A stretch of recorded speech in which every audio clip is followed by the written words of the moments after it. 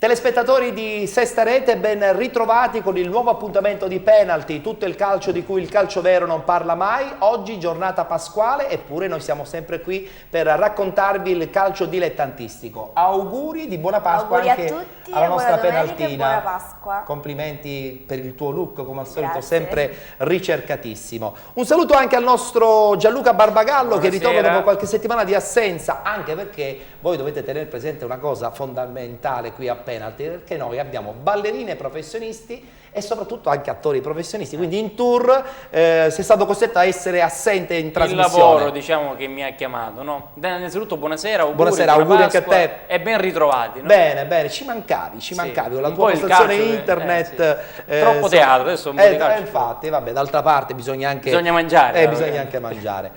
Con Gianluca Barbagallo, come al solito, racconteremo un po' il punto della situazione nei campionati dilettantistici, in modo particolare del campionato di eccellenza e del campionato di promozione. E poi salutiamo subito un allenatore che in questo momento è vincente nel campionato di promozione, ovvero Vincenzo Buttò, Enzo Buttò per gli amici. Ciao Enzo. Ciao, grazie. Ben ritrovato, un'altra settimana di riposo per un Via Grande che sta andando, insomma, a vele spiegate verso, intanto sicuramente verso i playoff, ma chissà, può darsi anche in una promozione diretta. Ettore, sicuramente questi elogi sono graditi da parte nostra, perché vuol dire che stiamo lavorando bene, sia dal presidente d'Agata al magazziniere. Avete creato una bella atmosfera all'interno della squadra, ci dicono. Sì, c'è molto entusiasmo. E questa è una cosa importantissima, perché poi sono le cose giuste per fare i campionati anche di vertice. Sì, di vertice. Noi siamo partiti con l'idea di cercare di arrivare ai playoff, poi come vedete, se arriva eventualmente una promozione diretta, ben venga. Sì, sicuramente. Società pronta comunque per questo passaggio eventualmente in una categoria superiore? Questo non lo so, lo devi chiedere al Presidente. Questo lo chiederemo eventualmente al Presidente quando verrà ospite qui a Penalty. Parliamo del campionato di eccellenza, lo facciamo con la classifica e soprattutto con il turno che vedremo giorno 15, in poche parole domenica prossima. Parola quindi a Lorena, subito con la classifica del campionato di eccellenza girone A.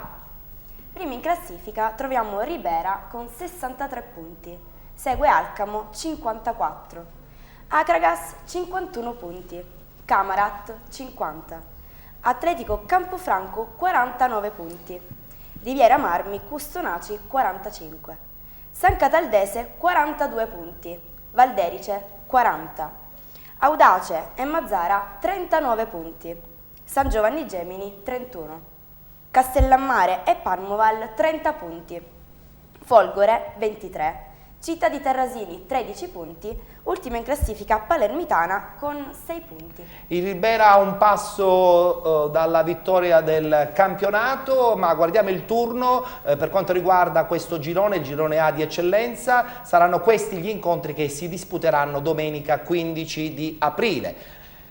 Città di Terrasini, Akragas, San Giovanni Gemini, Campofranco, Folgore, Castellammare, San Cataldese, Camarat, Alcamo, Mazzara, Ribera, Palermitana, Parmoval, Riviera Marmi ed infine Audace, Valderice. Gianluca, a questo punto... È un girone che praticamente ha dato quasi tutti i verdetti, no? Sia in zona playoff che in zona playout. Le griglie sono pronte. Si attende ormai, c'è una fievole speranza per il Riviera Marmi, che resta sempre a 4 punti, 3 partite, ma è difficile che le prime 4, tolto il Ribera che domenica col Parma festeggerà la promozione, è difficile che non attacchino la zona playoff. È stato un girone in un certo senso abbastanza segnato per buona parte del campionato e poi alla fine c'è stato questo stacco del Ribera. Un girone equilibrato, specie nella parte alta, diciamo, no? Dove l'Akragas inizialmente sembrava poter fare un buon campionato, invece poi si è persa. L'Audace si è persa pure, insomma è un campionato che comunque adesso entra nel clou, perché la zona playoff da quelle parti insomma è abbastanza calda. È vero. E anche la zona playout di fatto si è conclusa la domenica scorsa con la sconfitta a San Giovanni Gemini, che di fatto ha praticamente staccato l'ultimo passo utile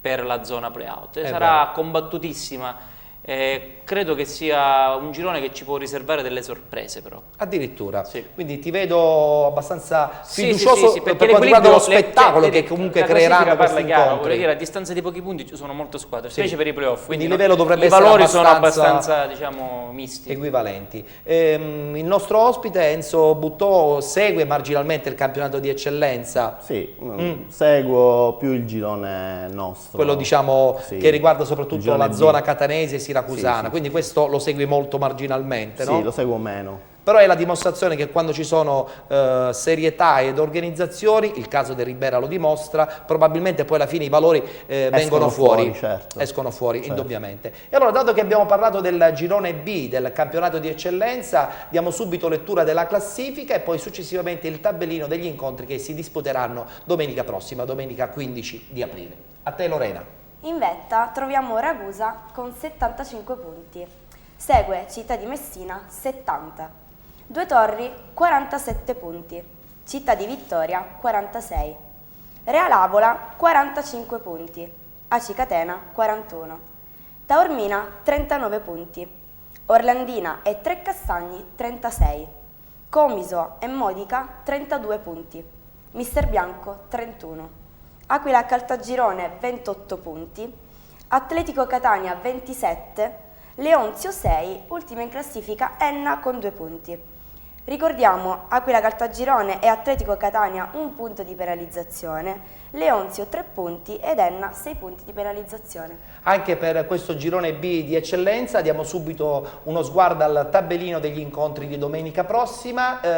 Come sapete tutti ormai, diciamo, per quanto riguarda il Ragusa manca l'ultimo punto per la certezza matematica, ma saranno questi gli incontri: Trecastagni Cicatena, Leonzio Città di Messina, Aquila Caltagirone Città di Vittoria, Comiso Enna, Atletico Catania Mister Bianco, Due Torri Modica, Ragusa Orlandina ed infine chiuderà Taormina Real Avola. Gianluca Barbagala. Non vorrei correggerti, ma non manca un punto, perché hanno 5 punti 5 di vantaggio, punti. quindi ci sono ancora 3 Sì, partite. potenzialmente sulla carta, carta, anche se poi tra l'altro hanno anche vinto lo scontro diretto, quindi sì, voglio eventualmente... dire, poi ho visto la settimana scorsa, 2 settimane fa, ho visto il Città di Messina per la prima volta e mi ha davvero impressionato come squadra. Quindi squadra la vedi che ha un comunque una squadra forte. Un organico di nomi, una squadra forte. Non ci saranno i playoff tra l'altro in questo No, è girone. imbarazzante il distacco che c'è tra le prime due e il resto diciamo, della pattuglia.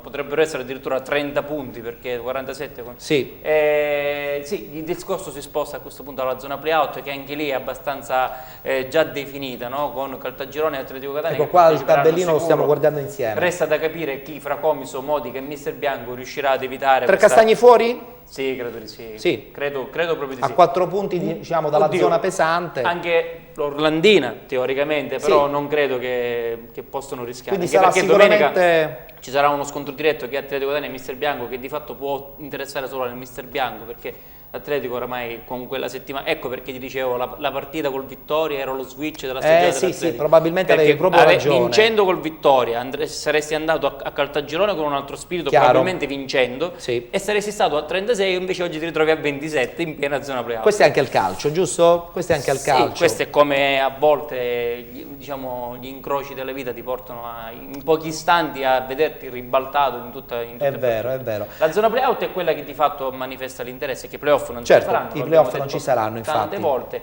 E Comiso, Mister Bianco e Modica. Io credo che alla fine il Modica, anche perché ha Dovrebbe l'organico tirarsi migliore, fuori. dovrebbe tirarsi fuori, però sai, non è detto. È vero. Restano ancora 3 partite e può succedere. Sentiamo un pochettino cosa dice il nostro tecnico del Via Grande, Vincenzo Buttò. Io ritengo che le ultime 4 squadre che faranno i play-out sono già quelle. Abbastanza segnate. Sì, Possiamo sì. far rivedere un attimo Solo che ci sono la alcuni punti classifica? Modica e Comiso, quindi Sì, magari per... una delle due di fatto deve uscire, no?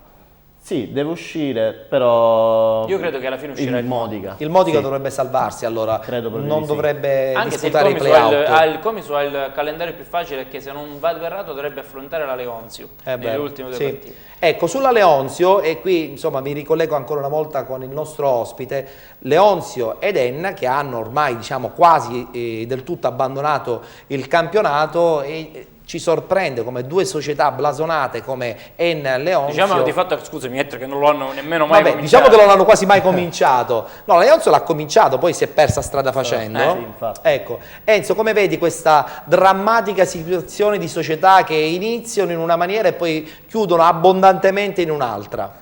Ma questo dipende molto dai progetti che le società fanno, inizio anno. Cioè, se realmente puntano a disputare tutto il campionato o puntano a vincere o...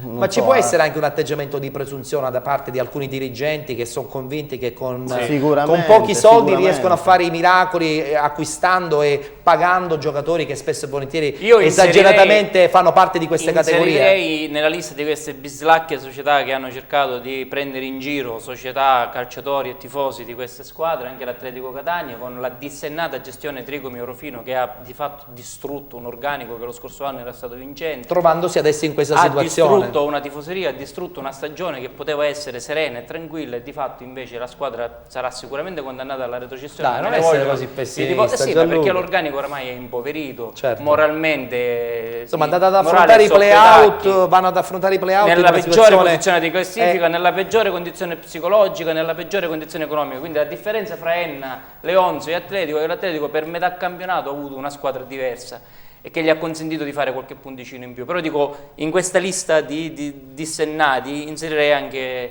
l'Atletico. Ho capito, ho capito. E invece con Enzo Buttò, dato che si parla di società serie, di società che comunque vogliono effettivamente con un loro programma raggiungere degli obiettivi, io credo che sia veramente la cosa più giusta progettare bene a tavolino prima e poi dopo fare i campionati, no? Sì, l'esempio è Viagrande. Ecco. Viagrande, con a capo il presidente D'Agata, ha espressamente voluto che si facesse una squadra di giovani che permette alla società ovviamente di stabilire un bilancio, essere seri fino alla fine e magari poi a lungo andare ad avere questi risultati. Ah, benissimo. Qualche minuto di pubblicità e torniamo tra poco con Penalty. A tra poco.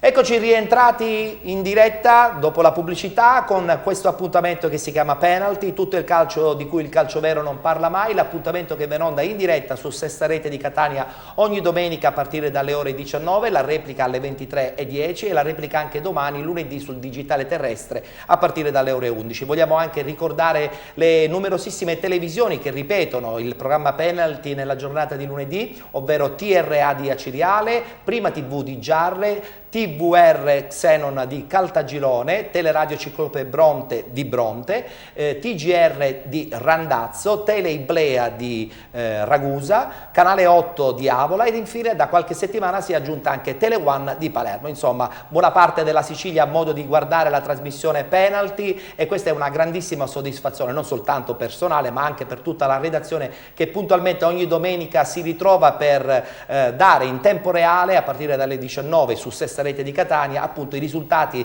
e le classifiche dei campionati interregionali e non soltanto quelli ma anche e soprattutto del campionato di eccellenza, di prima categoria, seconda, promozione, insomma veramente un contenitore completo su tutto il calcio dilettantistico. E adesso parliamo del campionato di promozione che anche questa settimana riposa, riprenderà la settimana prossima, ci saranno adesso poi altre 3 giornate da vivere insieme, alcuni gironi sono ancora abbastanza incerti, altri invece sono stati già definiti per quanto riguarda il discorso promozione. Parliamo subito del girone A, lo facciamo con la classifica ed è pronta la nostra Lorena.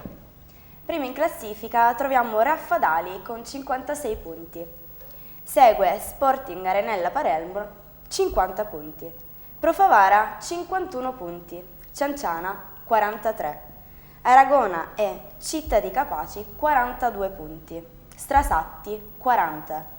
Salemi 39 punti, Campobello di Mazzara e Ciminna 36, Sciacca 35 punti, Città Isola delle Femmine 32, Canicattì 31 punti, Prizzi 30, Borgata Terrenove 13 punti e ultima in classifica Città di Villabate con 12 punti. Ricordiamo Borgata Terrenove e Città di Capaci un punto di penalizzazione. Diamo modo anche di conoscere il tabellino delle partite della prossima settimana, lo conosciamo subito, diciamo subito che si giocano questi incontri: Ciminna contro Terrenove, Città di Villabate Campobello, Aragona Cianciana, Raffadali Città di Capaci, Isola delle Femmine Strasatti, Salemi Prizzi, Canicattì Profavara ed infine Sciacca Arenella Palermo. Proseguiamo, parliamo adesso del girone B. Anche in questa occasione in linea di massima abbiamo una Nuova Igea probabile vincitrice del girone, anche se ancora non c'è la certezza matematica, ma guardiamo la classifica. Prima in classifica Nuova Igea con 67 punti, segue Mazzarà 60, Tiger 56 punti, Città di Bagheria 50, Ciappazzi 48 punti, Rocca di Caprileone 41, Torregrotta 36 punti, Montemaggiore 33, Sant'Agata Calcio 32 punti, Aspra 30, Collesano 29, Sacro Cuore Milazzo 28 punti, Spadaforese 27, Città di Casteldaccia 25 punti, Valle del Mela 15, ultima in classifica Aquila Bafia con 11 punti. Ricordiamo Città di Bagheria e Torregrotta un punto di penalizzazione. Guardiamo il tabellino dei prossimi incontri. Domenica 15 di aprile si giocheranno Montemaggiore Ciappazzi, Tiger Città di Bagheria, Aspra Città di Casteldaccia, Mazzarrà Collesano, Valle del Mela Nuova Igea, Spadaforese Sant'Agata, Aquila Sacro Cuore Milazzo ed infine Rocca di Caprileone Torregrotta. Prima di proseguire io volevo fare una domanda al nostro ospite Enzo, perché quando parliamo di Nuova Igea insomma ci sono anche dei ricordi personali, no? Beh sì, nei campionati 93, 94, 94, 95 ero il portiere e quindi questa è una bella soddisfazione. Tra l'altro una Nuova Igea che ha subito questa scomparsa nel calcio professionistico e adesso pian pianino sembra rientrare dalla porta di servizio. Comunque è sempre una squadra, una città che ha sempre avuto una forte squadra, una forte è una piazza voglia. importante, sì, insomma. Sì, è una piazza bellissima, oltretutto come giocatore ho vissuto 2 anni fantastici. Tra l'altro insomma Barcellona Pozzo di Gotto si trova in una situazione strategica perché insieme alla città di Messina rappresenta veramente un punto di riferimento della Sicilia alta, come si suol dire, quindi ci è sembrato strano questa scomparsa nel calcio professionistico. La crisi di oggi non tocca solo la società, ma la società comune, ma anche le società di calcio, ma anzi soprattutto le società di calcio. Credi che comunque possano rientrare al più presto nel calcio che conta? Sì, sì, sicuramente, io mi auguro di sì. Fa piacere, no? Il fatto che la Nuova Igea possa rientrare nel calcio professionistico. Sì, perché di fatto per molti anni ha militato in Serie C2. Diciamo che in questi anni ha preso il posto il Milazzo, no? Sì, il Milazzo. Però anche lì purtroppo negli ultimi anni già la Nuova Igea aveva evitato più volte questo l'Igea Virtus, Sì, aveva evitato esattamente. molte volte per il rotto della cuffia il fallimento. Lo scorso anno non c'è riuscita, c'è stata anche la retrocessione di mezzo, mi sembra, Sì. la retrocessione sul campo, quindi poi dal punto di vista economico è crollata. Ma è un male che ha praticamente colpito quasi tutte le società siciliane, se non tutte. Parecchie, Tranne devo dire, Catania, parecchie. Sono tutte sparite per problemi economici, per il resto anche È il problema di Palermo. tutti, no? Sì, è un problema, diciamo, di tutti, gran parte. È una brutta abitudine anche perché a volte quando si hanno troppi debiti non si ha la voglia di saldarli, si preferisce fare fallire la società per azzerare il tutto, no? E ricominciare da capo, come appunto il caso della Nuova Igea che è ritornata pian pianino, sta ritornando nel calcio che farà conta. l'eccellenza, anche il Raffadali farà l'eccellenza. Raffadali è un'altra bella piazza, io molti anni fa sono stato a Raffadali, una piazza molto calda, Sì. che in eccellenza darà del filo Tra da l'altro hanno torcere. fatto lo stadio in erba sintetica da qualche anno sistemato ed è un l'impianto. piccolo gioiellino sotto questo punto di vista. Proseguiamo, così parliamo anche del girone che riguarda il nostro ospite Vincenzo Buttò, parliamo del campionato sempre di promozione, parliamo adesso del girone C, la classifica. Prima in classifica Aci Sant'Antonio Ambrosiana 56 punti, segue Sporting Via Grande 53, Spar 49 punti, Villafranca Tirrena 48, San Gregorio 45 punti, Belpasso 43, Garden Sport Messina 39 punti, Pistunina e Fiume Freddese 36, Aci San Filippo 33 punti, Sporting Insieme 32, Real Santa Venerina 27 punti, Gravina e Scommettendo 25, Sporting Battiati 24 e ultimo in classifica Piero Mancuso con 19 punti. Ricordiamo Piero Mancuso un punto di penalizzazione. Allora, sottolineiamo che si disputerà la terzultima giornata domenica prossima, guardiamo il tabellino degli incontri. Pistunina Ambrosiana, Sport Insieme Belpasso, Aci San Filippo Messina, Sporting Via Grande Gravina, Piero Mancuso Real Santa Venerina, Sporting Battiati Scommettendo, San Gregorio Spar ed infine Fiume Freddese Villafranca. Che partita che avrete domenica prossima, perché il Gravina non si può permettere di perdere punti, perché sennò rischia veramente di andare a picco. Era forse l'unica squadra che non avresti voluto incontrare. No, vabbè, noi comunque pensiamo a continuare a fare bene, ovviamente poi sarà il campo a decidere. L'importante per noi è affrontare queste ultime 3 partite nei migliori dei modi. Attualmente siete a 3 punti dalla vetta, di un Aci Sant'Antonio che comunque non ha fatto un campionato regolare, spesso e volentieri insomma, ha perso punti che poi alla fine si sono rivelati anche pesanti, no? Tenendo sempre a galla squadre come voi che siete ancora molto vicini, ma anche la Spar oppure il San Gregorio che c'è stato per un periodo sicuramente la squadra rivelazione. L'Aci Sant'Antonio sulla carta è la squadra più forte, la squadra di categoria superiore. Sì, ha avuto qualche pecca durante il campionato, ma chi non è quale squadra non ha avuto qualche pecca? Campionato troppo lungo d'altra parte. No, ma a parte lungo, devo dire che è stato molto equilibrato. Ed è interessante perché fino adesso, alla terza giornata, non ci sono squadre che hanno obiettivi raggiunti. Sì, sia per la promozione che per la retrocessione. Una lotta in zona retrocessione che è spaventosa. Sì, la zona di retrocessione, se possiamo rivedere un attimo la schermata. La retrocessione diretta a momenti. Sì, è cortissimo perché abbiamo Battiati, Scommettendo, Gravina, Santa Venerina e volendo anche il gruppo dei 32-33 punti che non sono assolutamente fuori. Domenica si gioca Scommettendo Battiati che di fatto potrebbe decretare la retrocessione del Battiati, insomma. Facciano probabilmente sì. Però se vince la Scommettendo va a 28, quelli restano a 24 e finita. Assolutamente, certo, perché abbiamo restano 3 partite, giusto? Sì, 3 partite. 2 retrocedono automaticamente in prima categoria. Era una delle squadre che stava prima in classifica. Infatti ci ha sorpreso Vincenzo. Il Battiati all'inizio aveva inalerato veramente tantissime partite positive all'inizio, poi... Sì, e poi pian piano si è lasciato andare. Vicissitudini anche societarie, no? Probabilmente. Solito discorso, se non si è organizzati, se non si è pronti. I progetti seri vanno avanti. È vero, è vero. Tu invece come la vedi per quanto riguarda la retrocessione? La vedo, per i play-out soprattutto. Abbastanza ingarbugliata, perché la Scommettendo comunque non è una squadra morta, lo dimostra il 4-0 rifilato alla Spar, è un segnale insomma di forza, presenza, di rabbia, di grinta. Le altre sono tutte lì, i punti sono pochi e secondo me sino alla Sport Insieme anche alla San Filippo rischiano tutti perché sono 9 punti in ballo e sono squadre impazzite che una domenica fanno una prestazione, una domenica poi ne riportano. Insomma saranno 3 domeniche intense, da nessuno avrebbe fino alla fine. Un centesimo che la Scommettendo liquidava per 4 gol la Spar, che di fatto era la seconda. Anche se la Spar forse un po' avendo mollato la zona di vetta, non dico che insomma ha mollato come squadra, però si è allentata un po' la tensione. Ma no? Non credo. No? Io credo che invece la Scommettendo in casa ha qualcosina, soprattutto nelle ultime giornate, chiede qualcosa. È ovvio che magari anche lo stesso Gravina verrà a Via Grande e darà il massimo. Giocherà la sua partita. Sono le motivazioni che fanno la differenza. Chiaro. E chiudiamo il tabellino del campionato di promozione, lo facciamo dando lettura della classifica attuale del girone D.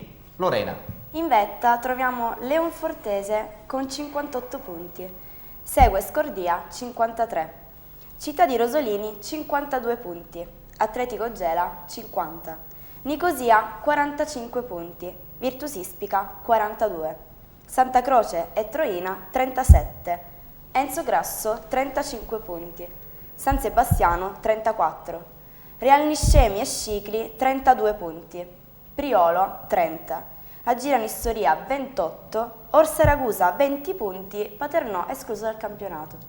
Vediamo subito il tabellino della prossima giornata, sarà la 28esima, si giocherà a San Sebastiano Nissoria, Nicosia Atletico Gela, Paternò Città di Rosolini, anche se ufficialmente chiaramente non verrà disputata essendo il Paternò già escluso, Real Niscemi Scordia, Scicli Orsa, Virtus Ispica Priolo, Enzo Grasso Santa Croce ed infine Leonfortese Troina. Il punto della situazione con il nostro Vincenzo, Leonfortese che ancora una volta tra alti e bassi però ha dimostrato che alla fine l'organico su tutti gioca. Sì, certo, la Leonfortese ha una grossa squadra, quindi superiore magari alle altre, come si vede riuscirà sicuramente a vincere questo campionato. Invece per quanto riguarda la zona retrocessione, tu come la vedi, Lì Gianluca? c'è un altro bel malloppo di squadra che lotta, perché l'Orsa Ragusa domenica di fatto si gioca... Possiamo rivedere cortesemente la classifica così la partita, abbiamo modo anche la di... partita della vita, no? Perché se la vince rientra in quel discorso che può ricordare... Insomma, sono messi male, anche se fino al Troina, secondo me, anche il San Sebastiano rischia. Tra l'altro il Troina giocherà una partita importante a Leonforte. Sì, il Quindi... Troina comunque è in una situazione di classifica che non può concedere di fatto punti alla Leonfortese. Anche alla Leonfortese basta un punto per vincere il campionato, insomma lì sono tutte... Poi c'è un Scicli, credo, Scicli Ragusa, che sia un'altra partita da tenere in considerazione. E questo Virtus Ispica che ancora sulla carta può sperare. Però, Anche lì l'ultima spiaggia è domenica, perché se vince domenica allora aggancia il Nicosia che gioca col Gela e non avrà vita facile. Anche in questo caso, come abbiamo parlato dell'Igea Virtus, il discorso del Gela in questo campionato può far capire come il Gela è una società che vorrebbe rientrare praticamente nel calcio che conta. Enzo? Beh, come vediamo i problemi sono sempre quelli. Tutte le squadre ogni anno a fine campionato hanno grossi problemi economici. Bisogna progettare meglio, bisogna cercare di concludere le stagioni e ricominciare, magari senza velleità di vincere campionati, spendere tanti soldi inutilmente. Però di fatto una piazza come Gela ha l'obbligo morale di tentare di vincere il campionato, no? Sì, ma se poi fa questa fine... infatti. Comunque ha sfiorato anche la Serie B. Sì, no, ma anche quest'anno è stata lì fino a qualche domenica fa, insomma, si è giocato per il primo però posto. io credo che potrebbe rientrare con i playoff. Io non vorrei essere nei panni di chi dovrà andare ad affrontare il Gela, perché sicuramente chiaramente il Gela diventa un punto di riferimento in questo caso, sarà una partita rognosissima.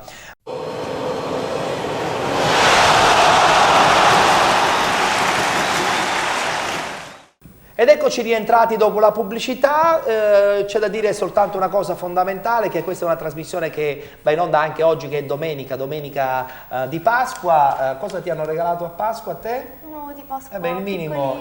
Certo, un Bandoro non te lo potevano regalare. Effettivamente. Eventualmente una colomba, sotto questo punto di vista. Senti, possiamo dare la possibilità alla gente di parlare con noi? Sì. Allora, lo potete fare attraverso il nostro sito ufficiale, che da qualche settimana è in vita, che è programmapenalty.it, che vi dà l'opportunità di parlare con noi attraverso la mail, che è info@programmapenalty.it, oppure rivedere le puntate precedenti, vedere la diretta, quindi se vi trovate in un'altra parte del mondo dove magari non beccate il segnale è vero. di etere. Ma lo sai che siamo cliccatissimi in Nigeria? Ecco, questa cosa mi preoccupa, perché voglio dire, Siamo non vorrei che qualche tribù poi attenti alla nostra salute. No, vabbè, a parte questo potete rivedere le puntate precedenti, insomma i contenuti, i servizi, i programmi di pay, i campioni, le puntate speciali. Chi più ne ha più ne metta. Tutto quello che volete. Oppure su Facebook, perché non potevamo mancare anche lì, con Programma Penalty, che è la pagina ufficiale dedicata al nostro programma. Hai già qualche messaggio? Ci salutano diversi amici, magari non andiamo a menzionare, ci fanno gli auguri e ci dicono di mandarti i sindacati, perché ci fai lavorare anche la domenica. E vabbè, d'altra parte, insomma, alcune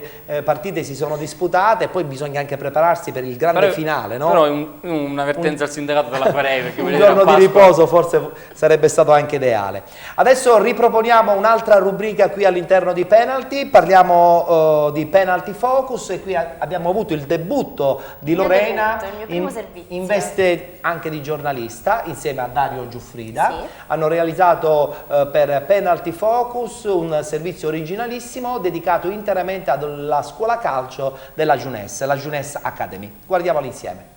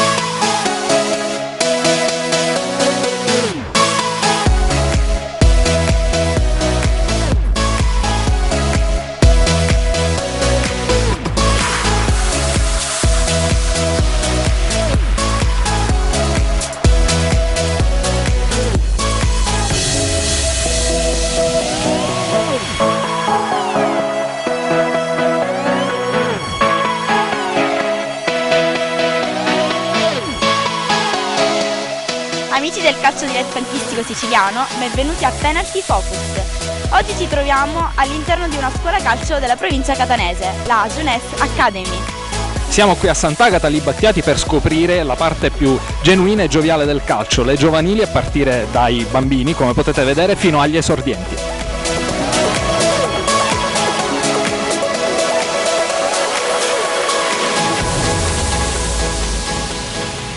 Amici di Penalty, oggi ci troviamo con Ivan Alfonso, l'allenatore della squadra allievi della Jeunesse Academy.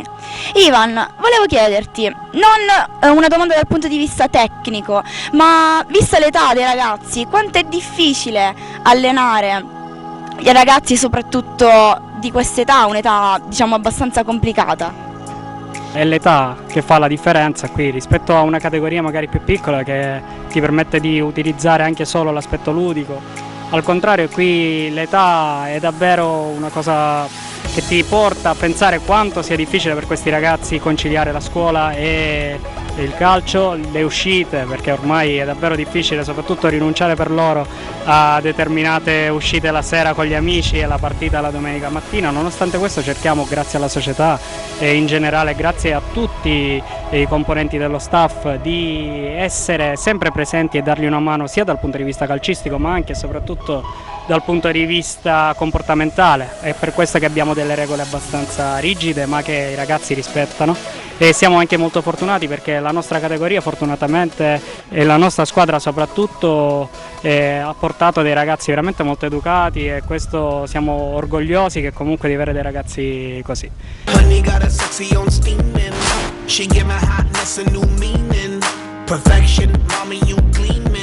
Inception, you got a brother dreaming, dreaming. Damn baby, I'm fiending. I'm tryna holler at you, I'm screaming. Let me love you down this evening. Love it, yeah, you know you are my demon. Ci occupiamo, diciamo, tutto il settore giovanile che parte dai piccoli amici che iniziano dall'età tenera di 5 anni e poi finiamo con gli allievi che hanno un'età di 15 anni. Come si fa ad allenare dei ragazzini così piccoli, come si fa a indirizzarli, soprattutto qual è l'età migliore per avviarli alla pratica sportiva, per fargli scegliere uno sport? Allora, diciamo l'età migliore è quella proprio la tenera età, poi dipende pure dal ragazzino se ha la voglia di giocare, di scendere in campo. Poi è il divertimento la cosa principale che cerca il bambino, e noi vogliamo dare proprio quello, l'educazione, il divertimento, l'aspetto proprio ludico dello sport. Niente, diciamo che noi mettiamo tutto l'impegno, la passione che possiamo dare a questi bambini.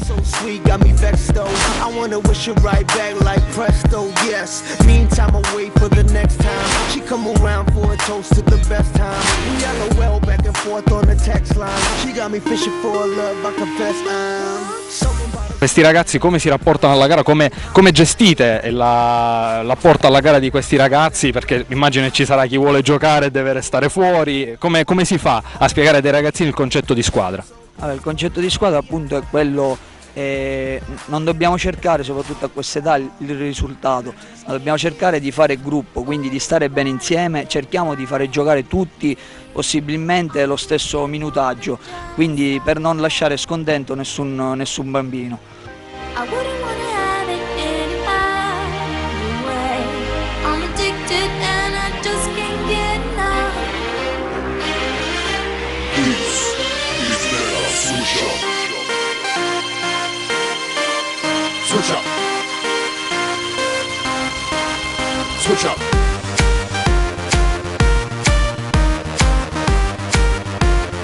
I just can't switch up.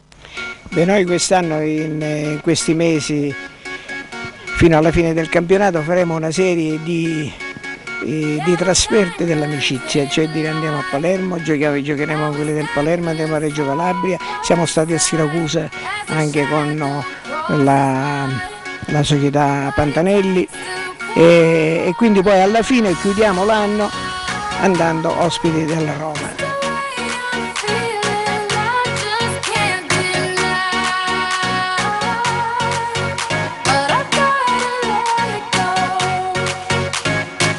With my love and a E insieme agli allievi della Jeunesse Academy concludiamo questo primo appuntamento di Penalty Focus. Il prossimo appuntamento con le biografie di penalty di Sesta Rete tornerà puntuale fra 3 settimane e continueremo a esplorare tutte le realtà del calcio dilettantistico siciliano, che siano giovanili o che siano squadre di categoria.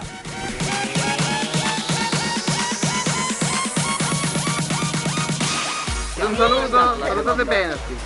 Ciao, ciao, ciao. Penalty. Ciao, Penalty. Ciao, ciao.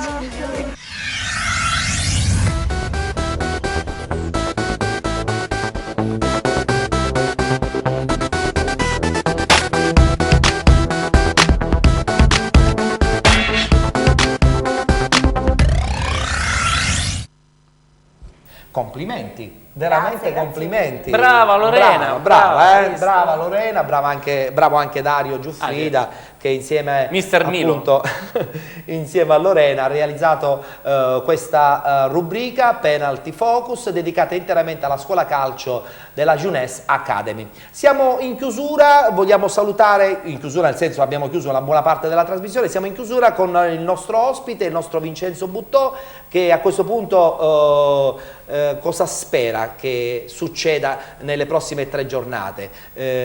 Insomma, un pensierino ancora alla promozione diretta, ci pensate, dai. Sì, per noi, sì, dai. Il calendario noi abbiamo Gravina, poi andiamo a Belpasso e poi in casa il Garden Messina. E invece l'Ambrosiana? L'Ambrosiana, Pistunina, va a Messina, poi... E lì è un campo difficile, ha la Piero Mancuso e poi va a Fiumefreddo. Sulla carta allora nel calendario è un po' più facile. Ma sai, giocare fuori casa, sì, ma la pistonina fuori casa è una brutta gatta da pelare. Ettore, per noi è un momento importante, un momento delicato, quindi i sogni li mettiamo un po' da parte. Cercheremo di fare il più possibile in queste 3 partite. Anche per consolidare la seconda posizione, che poi è importante. Chiaro, e poi comunque festeggeremo qualsiasi in casa con posizione. 2 risultati su 3, voglio dire, non è che... No, va bene. Però la cosa più importante è la soddisfazione di aver disputato comunque un campionato straordinario. Sì, sicuramente. Anche perché se il campionato finisse oggi avreste un bel derby col San Gregorio nei playoff. Sì, abbiamo giocato domenica scorsa e abbiamo vinto 3-0. 3-0, quindi insomma sembrerebbero sulla carta leggermente favoriti. Allora Vincenzo, un in bocca al lupo per questa parte finale del campionato. Grazie. Speriamo di rivederti presto, magari in un contesto anche di grande festa. Speriamo.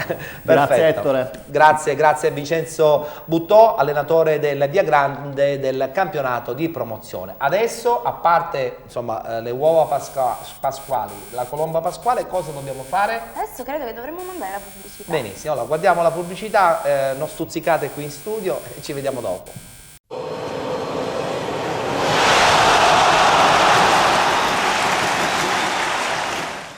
Non hanno tenuto fede a quello che avevamo detto prima della pubblicità. Qualcuno si è scatenato, ha già anche aperto un ulteriore uovo di Pasqua, però mi auguro che insomma Gianluca dopo ce ne sarà un uovo per tutti. Questa teoria del sospetto e poi guardi me. No, perché tu sei stato quello, apriamo l'uovo. Apriamo l'uovo, vabbè. Ok, di fatto la colpa è sempre Senti, vogliamo ricordare velocissimamente ancora una volta il nostro sito? Sì, c'è questa bella novità del sito di Penalty, sito ufficiale che si chiama programmapenalty.it, che è un bel contenitore di puntate precedenti, dei servizi speciali, dei campioni di penalty, delle partite storiche, anche dei servizi che fa l'amica Lorena, prima o poi ci metteremo. Dai. No, scherzo. Potete vedere le puntate precedenti e soprattutto se non vi trovate in una zona coperta dalla network di penalty potete vedere in diretta la nostra trasmissione perché va in streaming. Sì, va in streaming volendo anche su sestarete.com, che poi è il sito della televisione ufficiale che ci distribuisce. Perfetto, benissimo. Lorena però è stata più buona, non ha mangiato l'uovo, ha mangiato la colomba, vabbè. Ok, salutiamo subito, e questa è una vera e propria sorpresa perché loro non sapevano che si sarebbero incontrati qui nei nostri studi. Ho preparato una carrambata due squadre che si incontreranno nei playoff del campionato di seconda categoria, ovvero il Megara Augusta contro il Liotru. E salutiamo il presidente della Liotru, Sergio Anfuso, ciao Sergio, e salutiamo anche il presidente del Megara Augusta, Massimo Scuderi. Buonasera ciao Massimo. agli sportivi, buona Pasqua. Insieme al presidente dell'Augusta abbiamo il capitano del Megara Augusta, ovvero Francesco Rametta. Ciao Francesco. Buonasera.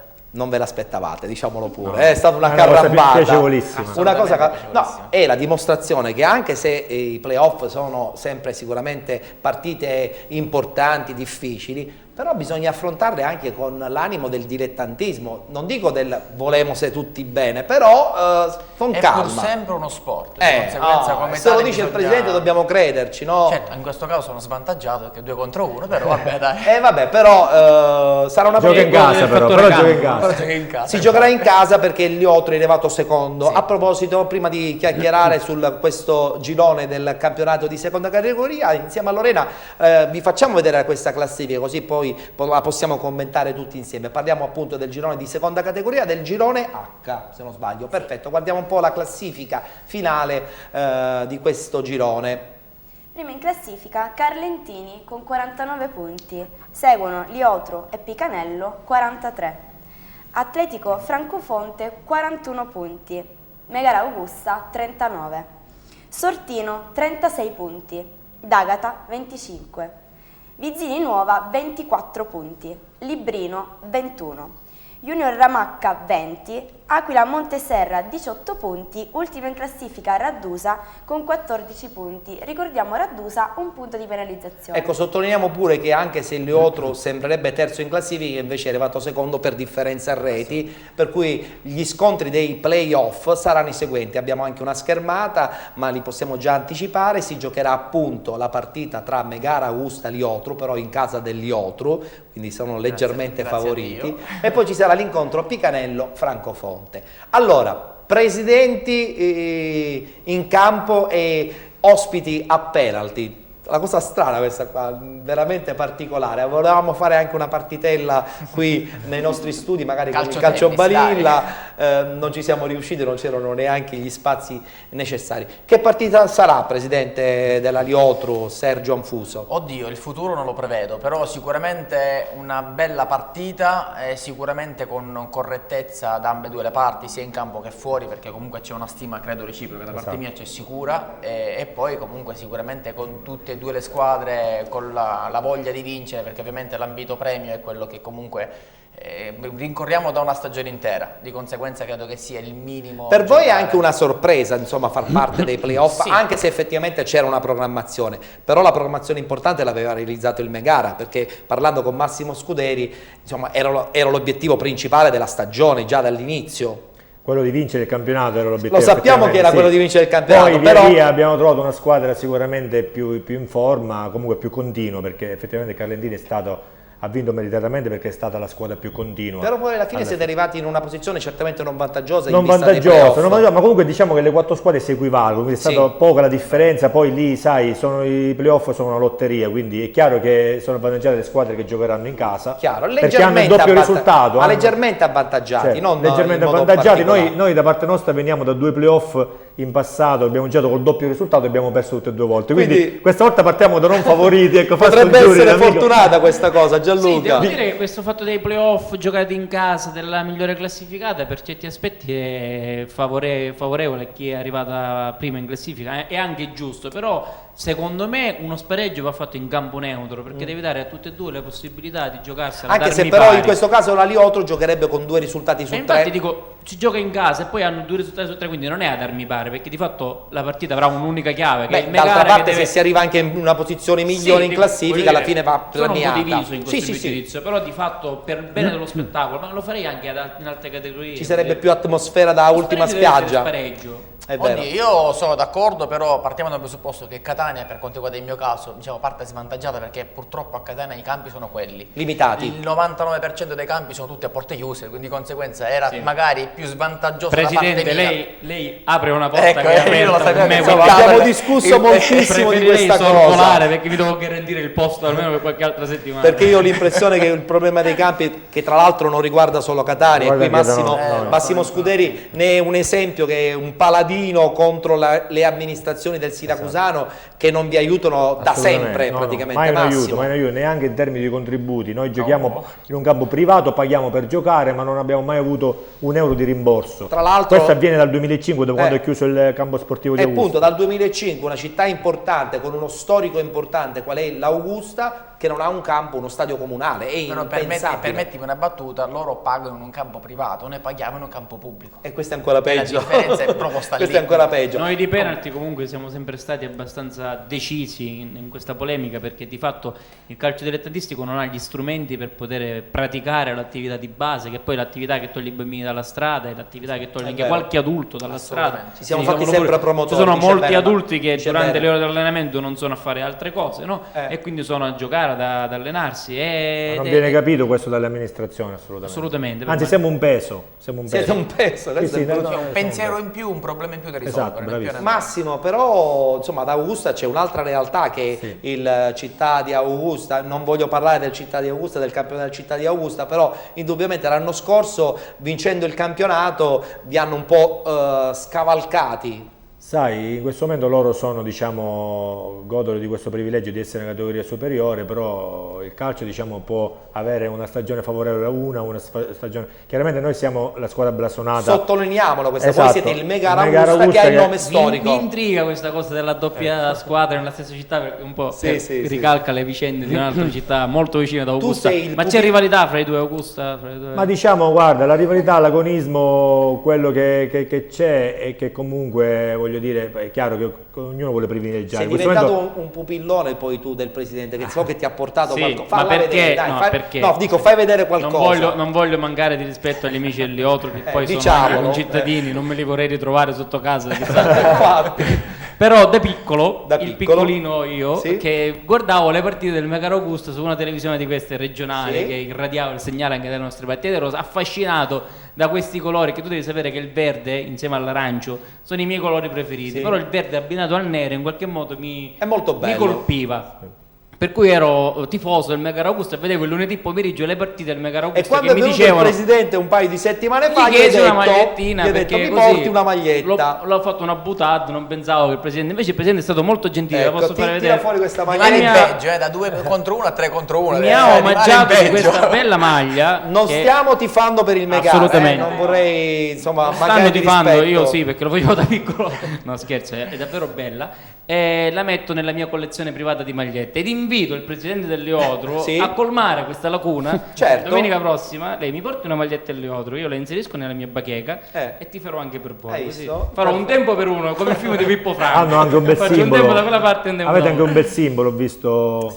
Bello realizzato. Francesco Rametta, capitano del Megara Augusta, è stato un campionato travagliato, no? Con il mister ci sono stati momenti in cui i risultati non arrivavano, però poi alla fine la squadra ha fatto quadrato, comunque i playoff sono stati garantiti. Sì, per noi è un rientro nei playoff dopo 2 stagioni che non siamo riusciti a raggiungerli.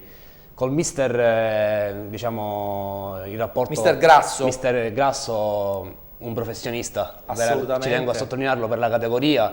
Abbiamo fatto una stagione dove tutti abbiamo fatto dei sacrifici, dalla società al mister, a noi giocatori, che rispetto agli anni passati anche abbiamo garantito un impegno maggiore.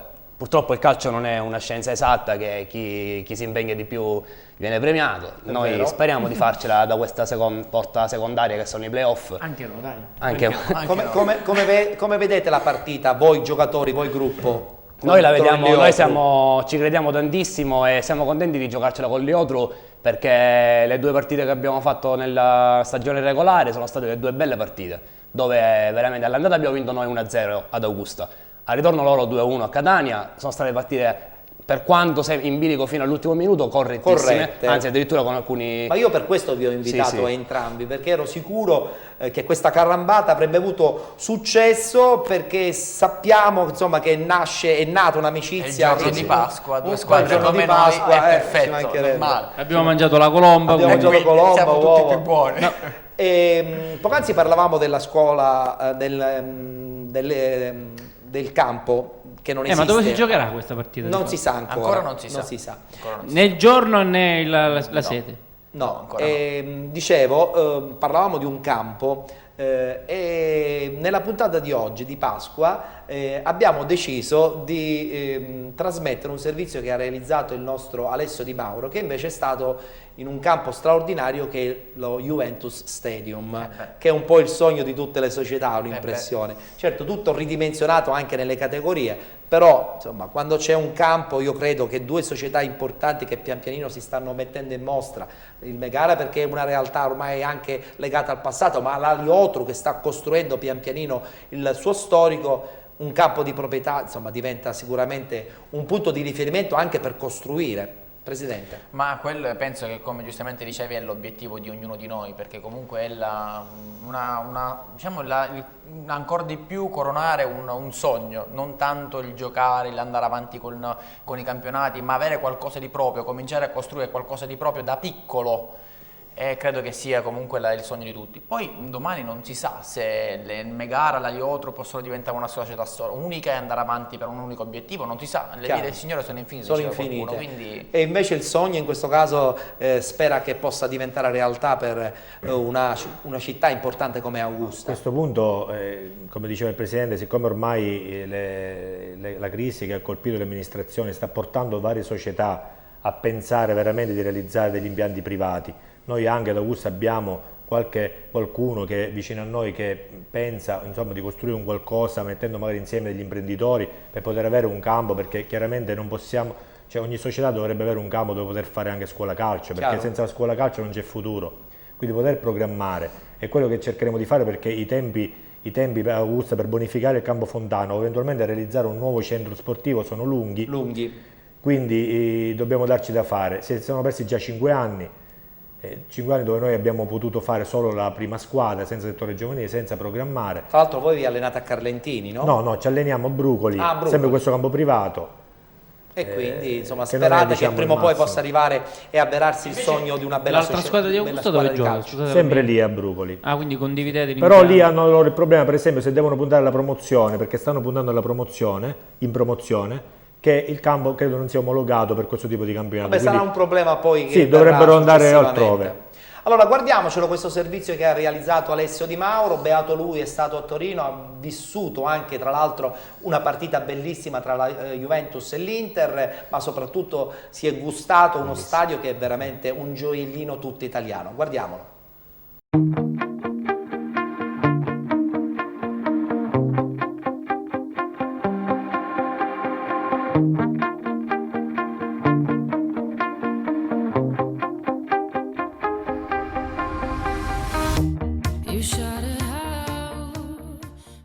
Amici di Penalty, non potete immaginare dove siamo quest'oggi. Siamo nell'ex capitale d'Italia, Torino, e siamo allo Juventus Stadium, stadio di proprietà della Juventus.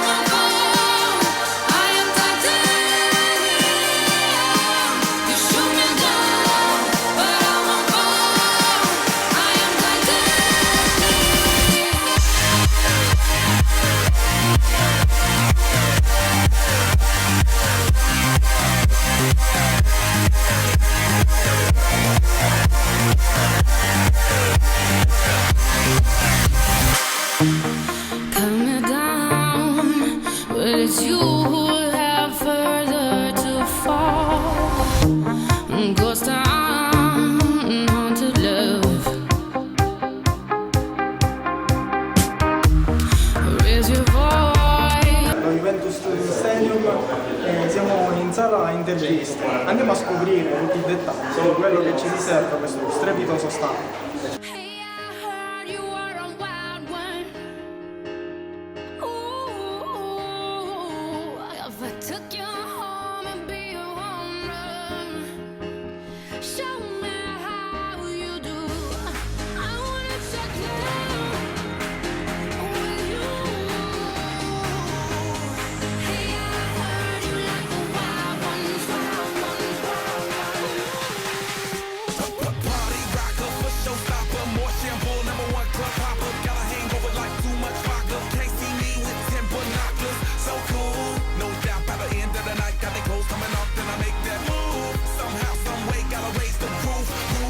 black shades when the sun come through.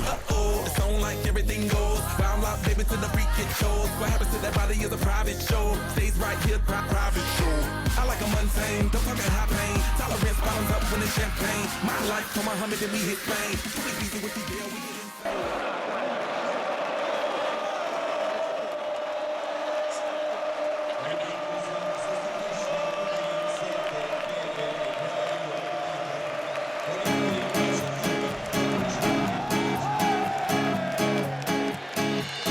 Side of the street I knew stood a girl that looked like you. I guess that's deja vu, but I thought this can't be true, cause you moved to West LA or New York or Santa Fe or wherever to get away from me. Oh, but that one night was more than just right. I didn't leave you, cause I was all through. Oh, I was overwhelmed and frankly scared as hell, because I really fell for you. Oh, I swear to you, I'll be there for you. This is not a job. Just a shy guy looking for a tool now. Let me take you home now. I love when you move me, everything is groovy. They don't like it. Vidal in ciabatte, però tieni così Beppe. Vidal dentro, Alex Del Piero, nel giorno più importante, nella partita più importante, nel momento più importante, l'uomo della storia della Juventus. 2-0 per la Juve.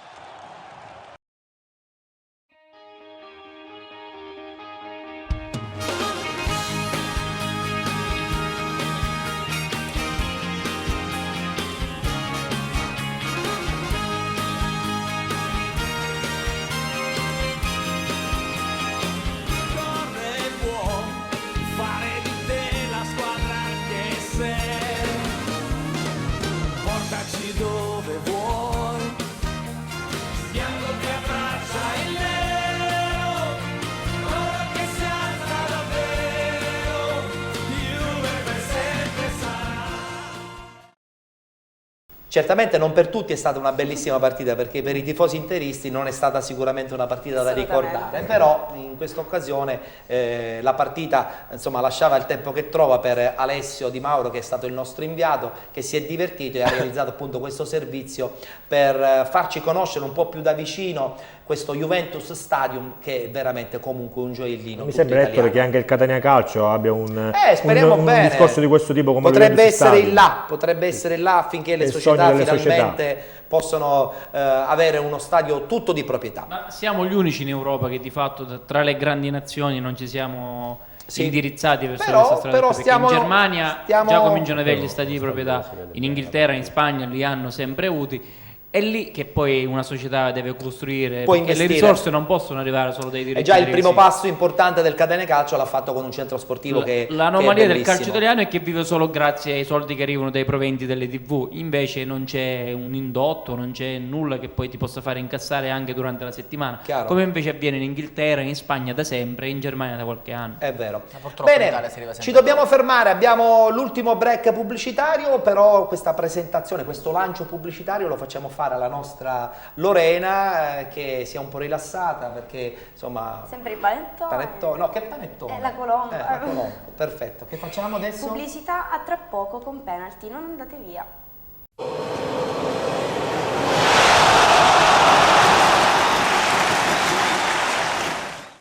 Ultimo frammento a questo punto di penalty, tutto il calcio di cui il calcio vero non parla mai. Ospiti in studio con noi due squadre importanti del campionato di seconda categoria che si scontreranno prossimamente per i playoff, ovvero la Liotru del presidente Anfuso e il Megara Augusta del presidente Massimo Scuderi, che per l'occasione insomma è venuto anche con il capitano della squadra Francesco Rametta. Ma adesso vi voglio far rivivere l'atmosfera di una partita importante del campionato europeo del 2023. 8 del 2008, ho avuto un attimo di amnesia. Nel 2008 l'Italia purtroppo perse ai rigori, una partita importante contro la Spagna, ma credo che fu anche una partita molto sfortunata perché avrebbe potuto meritare quella squadra di donatori qualcosa in più in quell'europeo. Guardiamolo, il tutto chiaramente inserito nella rubrica di Sport Story.